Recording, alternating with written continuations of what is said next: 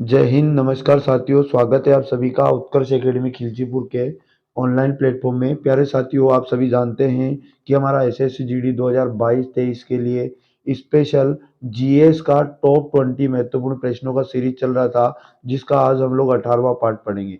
साथियों, मैं आप लोगों को बता दूं, एग्जाम बहुत ज़्यादा निकट आ गई है और ये जो क्वेश्चन है साथियों, इनको ज़रूर आप देखा करें और सारे प्रश्नों को ज़रूर देखा करें। सीधे सीधे दोस्तों, इस सीरीज से क्वेश्चन काफ़ी एग्जाम में आएंगे। एग्जाम के बिल्कुल एग्जाम के पैटर्न पर ही क्वेश्चन बनाए जा रहे हैं दोस्तों। तो देर ना करते हुए चलते हैं आज के पहले क्वेश्चन की ओर। और दोस्तों, पहला क्वेश्चन करने से पहले आप लोगों को मैं बता दूं कि सबसे पहले आप वीडियो को लाइक जरूर कर दें और वीडियो को शेयर कर दें, और चैनल को अगर सब्सक्राइब नहीं किया तो जरूर कर ले। इससे आपको सभी वीडियो का नोटिफिकेशन मिलता रहेगा। तो देख लेते हैं आज का पहला प्रश्न हमारे सामने ये रहा। और निम्नलिखित भारतीय राज्यों में से किससे होकर कर्क रेखा नहीं गुजरती। मतलब हमें बताना है, ये जो चार राज्य आपको दिए गए, इनमें से किसमें कर्क रेखा नहीं गुजरती दोस्तों। तो इसका जो सही जवाब हो जाएगा, ए वाला सही जवाब होगा उत्तर प्रदेश। यानी कि उत्तर प्रदेश राज्य से कर्क रेखा होकर नहीं गुजरती। वेरी मोस्ट आईएमपी क्वेश्चन है दोस्तों।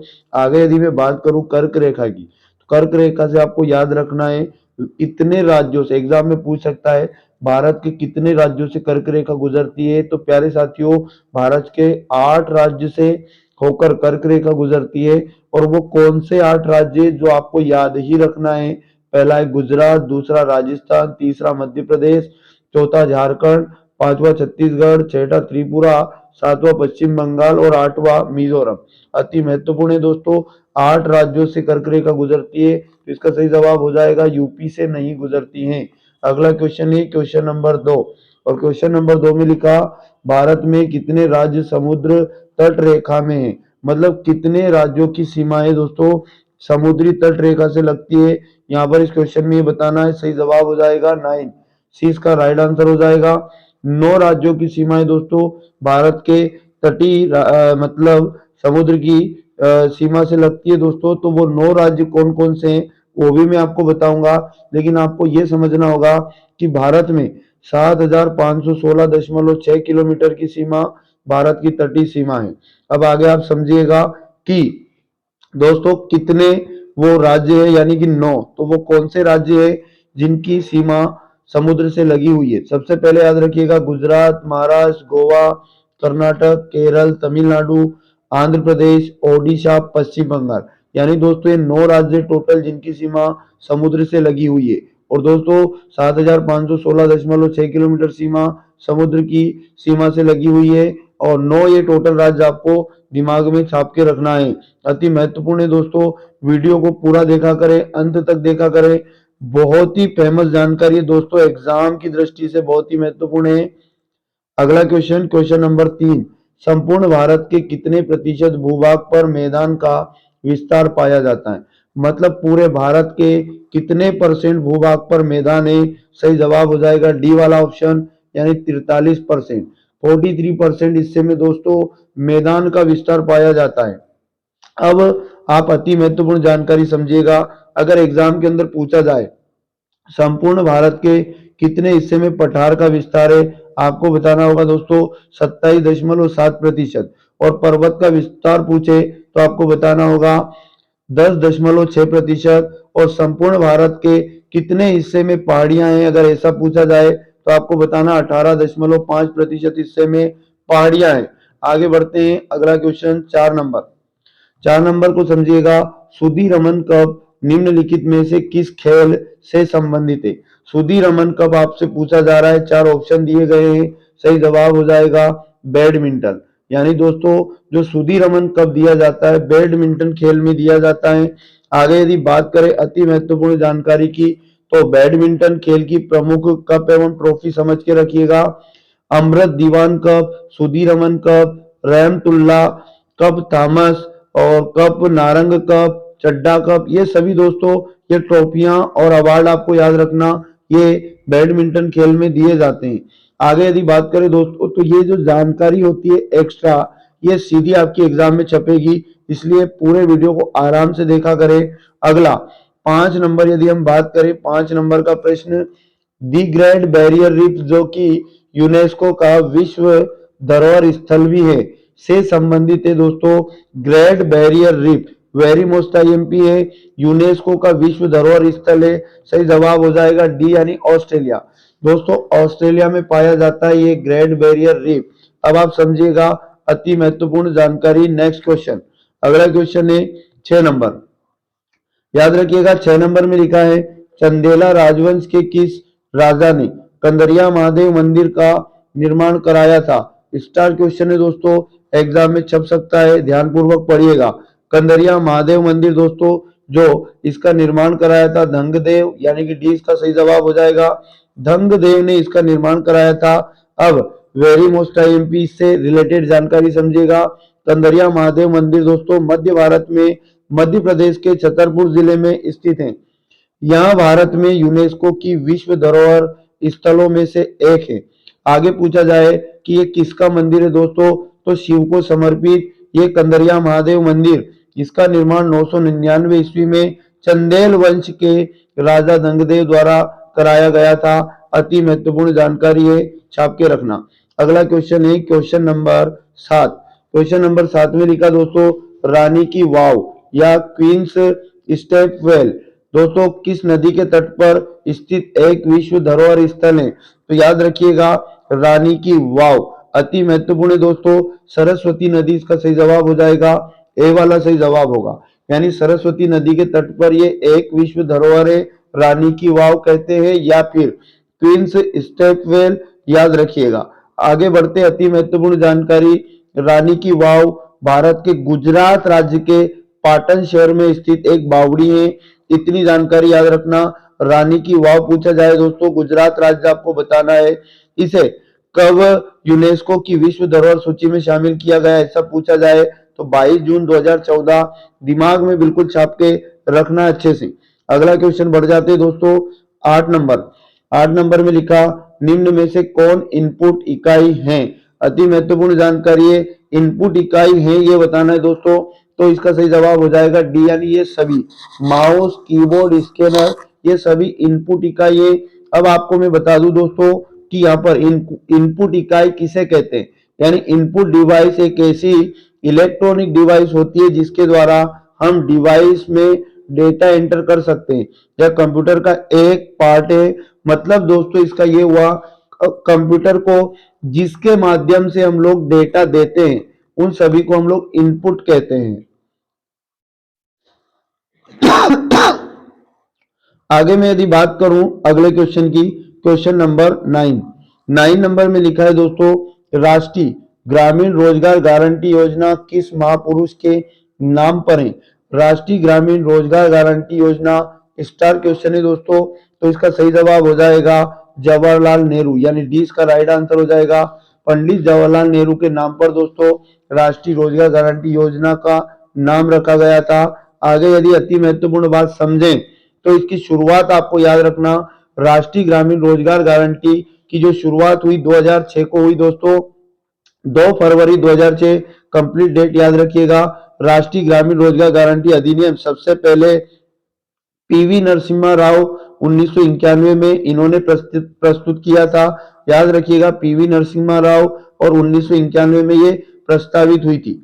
आगे बढ़ जाते हैं अगला क्वेश्चन, क्वेश्चन नंबर 10 नंबर में लिखा क्षेत्रीय ग्रामीण बैंकों की स्थापना किस वर्ष की गई। अति महत्वपूर्ण जानकारी है दोस्तों, क्षेत्रीय ग्रामीण बैंकों की स्थापना पूछे 1975 में की गई दोस्तों। क्षेत्रीय ग्रामीण बैंकों की स्थापना 20 का राइट आंसर हो जाएगा।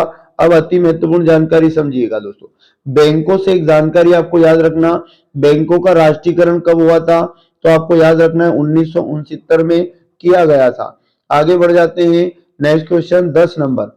1 किलो बाइट कितने बाइट के बराबर होता है दोस्तों। 1 केबी कितने केबी के बराबर, 1 किलो बाइट कितने बाइट के बराबर होता है। BYT आपको याद रखना है कि 1 किलो बाइट कितने बाइट के बराबर होता है।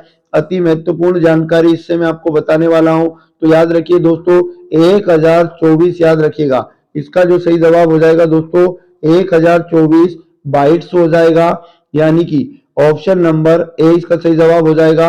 इसका ऑप्शन मिसप्रिंट हुआ है साथियों। आगे यदि कुछ इंपॉर्टेंट बात में करूं, अति महत्वपूर्ण जानकारी याद रखिएगा, 1 KB दोस्तों 1024 बाइट्स के बराबर होता है। और 1024 KB से मिलकर दोस्तों 1 MB बनता है, और 1024 MB से 1 GB बनता है दोस्तों, और 1024 GB से 1 TB बनता है, मतलब टेराबाइट। और यहाँ पर 1 TB से बनता है 1 PB, मतलब 1 PB। ये अति महत्वपूर्ण IMP लगाकर इनको पढ़िएगा और एग्जाम के अंदर छप सकता है, मोस्ट इंपोर्टेंट है। अगला क्वेश्चन बात करते हैं 11 नंबर। 11 नंबर नेक्स्ट है दोस्तों, ये थोड़ा सा मिसप्रिंट आप लोग समझिएगा। माउंट एवरेस्ट पर चढ़ने वाली पहली भारतीय महिला कौन थी? अति महत्वपूर्ण जानकारी है। माउंट एवरेस्ट पर चढ़ने वाली पहली महिला का नाम पूछे, बचेंद्री पाल बताना। Option number C right answer हो जाएगा। यानी सबसे पहले माउंट एवरेस्ट पर कौन चढ़ा था? बचेंद्री पाल, महिला की अगर पूछा जाए। आगे यदि बात करें भारतीय मूल की प्रथम महिला अंतरिक्ष यात्री, जो कल्पना चावला है दोस्तों, ये भारतीय मूल की प्रथम महिला अंतरिक्ष यात्री थी। और सचेता कृपलानी से याद रखिए, भारत की प्रथम महिला मुख्यमंत्री सचेता कृपलानी। अगला यदि बात करें रजिया सुल्तान की, तो भारत की प्रथम महिला ये शासक रही है दोस्तों, रजिया सुल्तान। दिमाग में इतनी जानकारी छाप कर रखना है, वेरी वेरी मोस्ट IMP होता है। भारत विश्व का प्रथम जो भी डेटा होता है। आगे यदि बात करें नेक्स्ट क्वेश्चन, क्वेश्चन 11, निम्नलिखित में से कौन प्लास्टिक मुद्रा के रूप में प्रचलित है? प्लास्टिक मुद्रा के रूप में कौन प्रचलित है? सही जवाब हो जाएगा इसका ए वाला सही जवाब होगा ATM। यानी कि दोस्तों जो ATM है ये प्लास्टिक मुद्रा के रूप में प्रचलित है। इतना जानकारी आपको कंफर्म करके रखना है। अगला क्वेश्चन बढ़ जाते हैं दोस्तों, सिख समुदाय के अंतिम गुरु कौन थे? सिखों के अंतिम गुरु यहाँ पर हमें बताना है। इसका सही जवाब हो जाएगा गुरु गोविंद सिंह। दोस्तों जो गुरु गोविंद सिंह थे सिखों के अंतिम गुरु थे, सी वाला सही जवाब हो जाएगा। अब सिख धर्म से अति महत्वपूर्ण स्टार क्वेश्चन लगाकर ये जानकारी समझिएगा दोस्तों। सिख धर्म, गुरु नानक देव जी को सिख धर्म का संस्थापक माना जाता है। एग्जाम में पूछ ले सिख धर्म का संस्थापक कौन था? गुरु नानक देव थे। इनका जन्म हुआ था दोस्तों 15 अप्रैल 1469 को राय भोई की तलवंडी में हुआ था, जो वर्तमान में दोस्तों पाकिस्तान में है। उनका 70 साल की उम्र में पाकिस्तान के करतारपुर में निधन हुआ था। इतनी जानकारी आपको दिमाग के अंदर छाप कर रखना है। अगला क्वेश्चन बढ़ जाते हैं दोस्तों, मोहम्मद गौरी कहाँ का शासक था? वेरी वेरी मोस्ट IMP जानकारी है दोस्तों। मोहम्मद गौरी कहाँ का शासक था? ए वाला सही जवाब होगा अफगानिस्तान। यानी मोहम्मद गौरी की पूछा जाए कहाँ का शासक था? अफगानिस्तान का ये शासक था। आगे यदि हम बात करें अति महत्वपूर्ण बात, मोहम्मद गौरी ने दोस्तों 1149 से 1206 ईस्वी तक शासन किया था। वह भारत पर आक्रमण करने वाले तीसरे मुस्लिम शासक थे। ये अति महत्वपूर्ण जानकारी याद रखना है। उनका असली नाम आपको याद रखना है दोस्तों। मोहम्मद गौरी का असली नाम क्या था? तो बताना है शहाबुद्दीन उर्फ मुइजुद्दीन मोहम्मद गौरी था। ये जानकारी भी आपको छाप के रखना है। अगला यदि बात करें नेक्स्ट क्वेश्चन की, सूर्य के सबसे दूर कौन सा ग्रह है? वेरी वेरी मोस्ट IMP, ये ग्रह से एग्जाम के अंदर एक क्वेश्चन बनता है दोस्तों, याद रखिएगा। आगे यदि बात करें तो वरुण ग्रह सूर्य का सबसे दूर स्थित ग्रह है। ऑप्शन नंबर सी इसका सही जवाब आ जाएगा। यहाँ पर यदि मैं आपसे बात करूं, यहाँ पर एक ग्रहों का चार्ट मैंने आपको दिखा रहा हूं, आप देख पा रहे होंगे वरुण ग्रह सबसे दूर है दोस्तों। ये प्लूटो जो है दोस्तों इसे ग्रहों की श्रेणी से हटा दिया गया है। बस बृहस्पति ग्रह याद रखिए सबसे बड़ा ग्रह कहलाता है। और पूछा जाए सूर्य के सबसे निकट ग्रह कौन सा है? बुध। इतनी जानकारी आपको दिमाग में छाप लेना है ग्रहों की। आगे यदि बात करें साथियों नेक्स्ट क्वेश्चन 15 नंबर, निम्नलिखित में से कौन एक तारा है? इनमें से कौन एक तारा है? अब आप अपने दिमाग की ये सारी चीजें समझ लीजिए, यानी कि इनसे रिलेटेड। दोस्तों पृथ्वी आप सभी जानते हैं एक ग्रह है दोस्तों, पृथ्वी ग्रह है। शुक्र का अगर हम बात करें तो शुक्र क्या है प्यारे साथियों? ये भी ग्रह है। हमने ग्रहों के नाम में है ना 8 ग्रहों के नाम में हम लोग इनका नाम पढ़ते हैं। सूर्य प्यारे साथियों सूर्य ग्रह नहीं है, तारा है। सूर्य की यदि बात करें बेटा तो तारा होगा। और चंद्रमा की यदि हम लोग बात करें तो चंद्रमा पृथ्वी का एक उपग्रह है बेटा, उपग्रह उपग्रह होगा। चंद्रमा क्या है? उपग्रह। यानी इसका सही जवाब हो जाएगा तारा बताना बेटा, तो सूर्य हो जाएगा। यानी सी इसका राइट आंसर हो जाएगा। आगे बढ़ जाते हैं नेक्स्ट अगले क्वेश्चन पर। अगला क्वेश्चन है अंतरिक्ष में कुल कितने तारामंडल हैं? वेरी मोस्ट आईएमपी जानकारी है 89। अंतरिक्ष में दोस्तों 89 तारामंडल हैं, टोटल 89। आगे यदि बात करूं मैं तारामंडल से, तो तारामंडल जो होता है दोस्तों, आकाश में दिखने वाले तारों के किसी समूह को हम तारामंडल कहते हैं। ये जानकारी आपको छाप के रखना है। आगे यदि बात करें नेक्स्ट क्वेश्चन, गुरु गोविंद सिंह द्वारा खालसा पंथ की स्थापना किस वर्ष में की गई थी? गुरु गोविंद सिंह के द्वारा खालसा पंथ की स्थापना किस वर्ष में की गई थी? तो याद रखिएगा 1699। 20 का राइट आंसर हो जाएगा, यानी 1699 में गुरु गोविंद सिंह द्वारा खालसा पंथ की स्थापना की गई थी। अब अगला क्वेश्चन आपको समझना है 18, यानी कि अंग्रेजों द्वारा निम्न में से किस क्रांतिकारी को फांसी की सजा दी गई थी? अंग्रेजों के द्वारा निम्न में से किस क्रांतिकारी को फांसी की सजा दी गई थी? सही जवाब हो जाएगा दोस्तों राजगुरु, यानी कि सी वाला इसका राइट आंसर हो जाएगा। दोस्तों राजगुरु को अंग्रेजों के द्वारा क्या दी गई थी? फांसी दी गई थी। अब वेरी वेरी मोस्ट आईएमपी जानकारी आप समझिएगा, अंग्रेजों द्वारा भगत सिंह, सुखदेव के साथ राजगुरु को भी क्या दी गई थी? फांसी दी गई, यानी तीनों को एक साथ फांसी पर लटकाया था दोस्तों। जतिन दास, जैसे ऑप्शन में आप देख पा रहे हैं, जतिन दास की मृत्यु जो है दोस्तों भूख हड़ताल के बाद हुई थी, याद रखिएगा। चंद्रशेखर आजाद और कल्पना दत्त दोनों ने दोस्तों अंग्रेजों से मुठभेड़ करते स्वयं को गोली मार ली थी। एक तो आजाद जी और एक याद रखना कल्पना दत्त, इन्होंने क्या करा था? स्वयं को गोली इनने मार ली थी। इतनी वेरी वेरी मोस्ट टाइम की जानकारी आपको याद रखना है। अगला क्वेश्चन है 19 नंबर, जहां कानून नहीं वहां स्वतंत्रता नहीं, यह किसने कहा था? जहां कानून नहीं वहां स्वतंत्रता नहीं, ये किसने कहा था दोस्तों? मैं आपको बता दूं, जॉन लॉक। सी इसका सही जवाब हो जाएगा, यानी जॉन लॉक ने यह कहा था दोस्तों कि जहां कानून नहीं वहां स्वतंत्रता नहीं। आगे अति महत्वपूर्ण बात आप याद रखिएगा दोस्तों, इन John Locke, very most IMP, इनकी पुस्तक याद रखिएगा, the second treatise of government, exam में पूछ सकता है। इस पुस्तक में इन्होंने कहा था जहां कानून नहीं वहां स्वतंत्रता नहीं। ये प्रख्यात राजनीतिक विचारक थे दोस्तों जॉन लॉक, इनका नाम आपको याद रखना है। अगला आज का लास्ट क्वेश्चन और वेरी वेरी स्टार क्वेश्चन दोस्तों, और याद रखिए इससे बनने वाली डिटेल तो और भी ज्यादा इंपॉर्टेंट है। विजयनगर राज्य की स्थापना किसने की थी? विजयनगर राज्य की स्थापना किसने की थी? सही जवाब हो जाएगा संगम वंश ने, यानी दोस्तों 20 का राइट आंसर हो जाएगा। संगम वंश ने विजयनगर राज्य की स्थापना की थी। अब आप समझिएगा संगम वंश के बारे में। विजयनगर राज्य की स्थापना संगम वंशी शासक हरिहर एवं बुक्का द्वारा 1336 ईस्वी में की गई थी। तो ये जानकारी तो छाप ही लेना है। हरिहर और बुक्का दोनों भाई थे दोस्तों, इनका नाम आपको याद रखना। कब की गई थी विजयनगर साम्राज्य की स्थापना? 1336 ईस्वी में। तो ये थे दोस्तों आज के टॉप अति महत्वपूर्ण 20 क्वेश्चन, जिनसे सीधे एग्जाम में क्वेश्चन पूछे जाएंगे।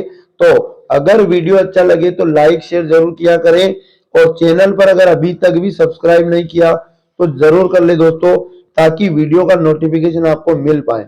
मिलेंगे साथियों नेक्स्ट वीडियो में। जय हिंद, जय भारत।